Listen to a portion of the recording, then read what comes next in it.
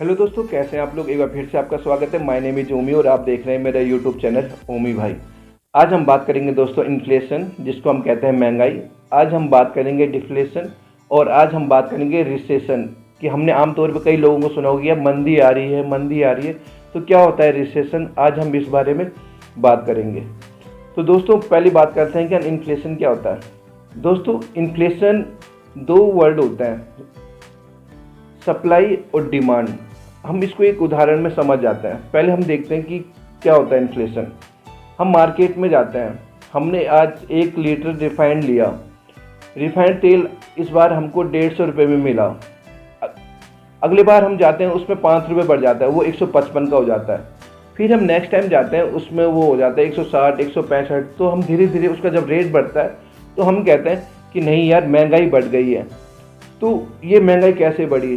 तो कहीं ना कहीं जब सप्लाई में कमी होगी तो उसमें हमेशा डिमांड ज़्यादा बढ़ती है। इसको एक आसान तरीके से एक उदाहरण से और समझते हैं। तो महंगाई बढ़ने के कोई एक ही कारण नहीं होता, उसके पीछे हो सकता है कि बहुत सारे कारण हो। जब किसी चीज़ की सप्लाई में कमी होगी तो उस और डिमांड ज़्यादा होगी तो उसकी कीमत हमेशा बढ़ेगी। होता क्या है कि अगर सपोज किसी वर्ष मौसम ठीक नहीं रहा, गेहूं की पैदावार सही नहीं हुई, तो उस टाइम क्या हो सकता है कि जब हमारे पास गेहूं की सप्लाई सही नहीं होगी तो ऑटोमेटिक ढंग से गेहूं और डिमांड ज़्यादा होगी तो गेहूं का रेट ज़्यादा होगा और हमें आटा महंगी कीमत में मिलने लग जाएगा। तो इससे बढ़ती है महंगाई की। सप्लाई जब ठीक नहीं होगी तो महंगाई ऑटोमेटिक ढंग से बढ़ जाएगी। महंगाई एक हद तक अच्छी भी होती है, पर अगर हद से ज़्यादा आगे निकल जाए तो कहीं ना कहीं ये नुकसानदायक दे सकती है।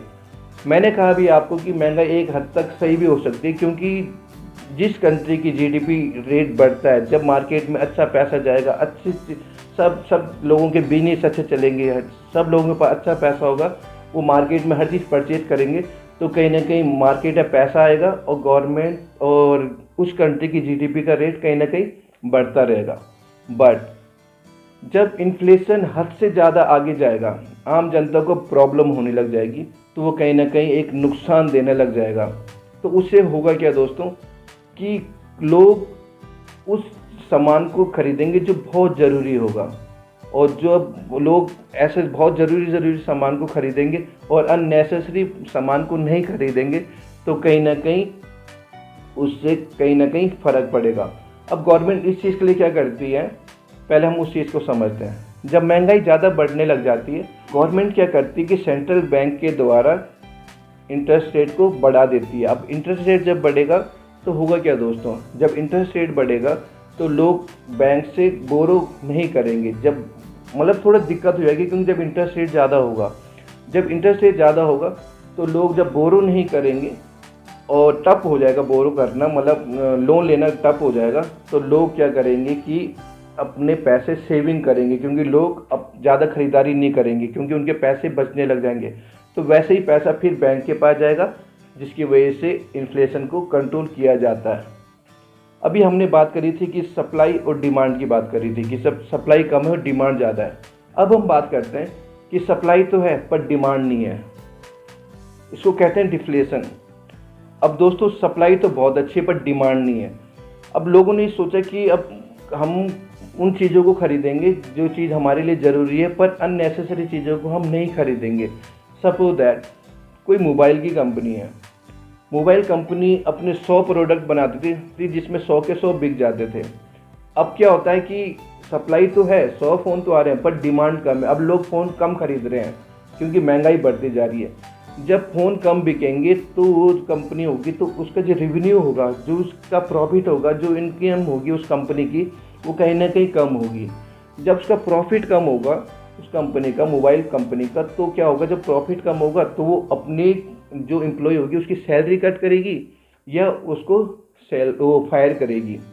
तो दो काम करेगी, जिसकी वजह से जिसको फायर करेगी वो अनएम्प्लॉयमेंट होगा, और जब अनएम्प्लॉयमेंट होगा तो वो अपने खर्चे को और कंट्रोल करेगा। जब वो अपने खर्चे को कंट्रोल करेगा तो कहीं ना कहीं जब वो खर्चा करता था पहले, तो उसकी वजह से कई लोगों के बिजनेस चलते थे।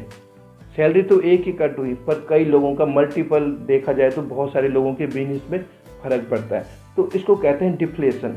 तो डिफ्लेशन एक बहुत ख़तरनाक चीज़ है कि जब डिमांड कम हो जाती है और सप्लाई में कोई सप्लाई तो है बट डिमांड कम है, तो इससे कहीं ना कहीं बहुत फ़र्क पड़ता है। ये इन्फ्लेशन से भी ज़्यादा खतरनाक होता है। तो इसको कंट्रोल करने के लिए गवर्नमेंट क्या करती है, जब ऐसी स्थिति आ जाती है कि अनएम्प्लॉयमेंट बहुत होता है, कई कंपनियां बंद होने लग जाती हैं, तो उसके लिए फिर से गवर्नमेंट क्या करती है, सेंट्रल बैंक के द्वारा इंटरेस्ट रेट को फिर कम कर देती है। जब इंटरेस्ट रेट कम होता है तो लोग फिर आसानी से लोन लेने लग जाते हैं, बोरो करने लग जाते हैं और कोई भी चीज़ दोबारा से खरीदने लग जाते हैं। जब लोगों के पास दोबारा से पैसा आता है तो वो मार्केट में परचेज़ करते हैं। जब मार्केट में परचेज़ करेंगे तो पैसा फिर मार्केट में आता है, और जब मार्केट में फिर पैसा आता है, जो इकोनॉमी थी वो फिर से ऊपर की तरफ जाने लगती है, जिसको हम कहते हैं रिकवरी, की अब रिकवरी हो रही है। तो फिर से एक बार फिर जो इकोनॉमी साइकिल होती है वो ऊपर की तरफ जाने लग जाती है। जो इन्फ्लेशन में नीचे की तरफ जा रही थी, अब वो ही डिफ्लेशन में ऊपर की तरफ जाने लग जाती है। पर इससे होता क्या है, जिस कंट्री के जीडीपी रेट सपोज 7% चल रहा था, अब उसकी डिफ्लेशन की वजह से 7% से 5% आ गई है। क्यों? हम कहेंगे इकोनॉमी सिस्टम में स्लो डाउन आ रहा है, मतलब ये बहुत स्लो चल रही है, स्लो में हो रहा है, क्योंकि लोगों का पैसा तो आ रहा है, पर वो जो इन्फ्लेशन की वजह से जो स्पीड में पैसा चल रहा है, स्पीड में जो इकोनॉमी सिस्टम चल रहा था वो कहीं ना कहीं कम हुआ है, जिसकी वजह से हम कहते हैं स्लो डाउन आ गया है। अब एक वर्ड आता है रिसेशन। क्या होता है?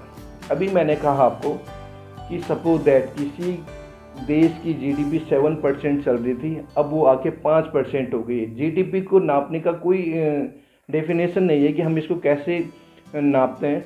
जब 2 तिमाही जीडीपी को हम देखते हैं और उसके आधार पर हम देखते हैं कि उस कंट्री की जीडीपी कितनी है। जब वो जीडीपी 7 से 5 आई और 5 से 4 आई तो हम कहते हैं कि स्लो डाउन आई। बट वही 2 तिमाही से आगे बढ़ के अगर वो जीडीपी कंटिन्यू डाउन होते रहती है, 5 से 4, 4 से 3, और जो माइनस में आती है कि अब ये -2% हो गई है उस कंट्री की जीडीपी, तो फिर हम कहते हैं कि रिसेशन आ गया है, मतलब मंदी आ गई है। आज की डेट में हम हर कुछ बोलने लग जाते हैं कि मंदी आ गई, जबकि मंदी एक बहुत बड़ा वर्ड है। 1929 में ही लास्ट मंदी आई थी, जो उसको हम ग्रेट डिप्रेशन के नाम से भी जाना जाता था। तो ग्रेट डिप्रेशन का वर्ड हमने वहाँ पे चेंज किया था, तो हमने तब से हम रिसेशन कहते हैं।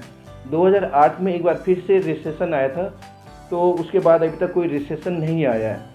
तो दोस्तों, आज की वीडियो में मैंने आपको बताया कि इन्फ्लेशन क्या होता है, महंगाई क्या होती है, महंगाई को गवर्नमेंट कंट्रोल कैसे करती है ब्याज दर को बढ़ा के, और जब डिफ्लेशन आता है, जब सप्लाई ठीक होती है, डिमांड कम होती है, तो उसको गवर्नमेंट कैसे कंट्रोल करती है, उसकी वजह से किसी कंपनी को कितना नुकसान होता है, कई लोगों के बिजनेस बंद होते हैं, तो उसको फिर गवर्नमेंट को रिकवरी करती है इंटरेस्ट रेट को कम करके। तो यही मेरा आज कॉन्सेप्ट था कि आपको समझ में आ जाए कि महंगाई को कंट्रोल कैसे करते हैं और महंगाई कैसे बढ़ती रहती है। अगर आपको ये वीडियो अभी तक क्लियर नहीं हो तो आप दोबारा शुरू से देख सकते हैं, तो आपको पूरा कॉन्सेप्ट समझ में आ जाएगा कि महंगाई का आखिर इकोनॉमी साइकिल कैसे चलती है।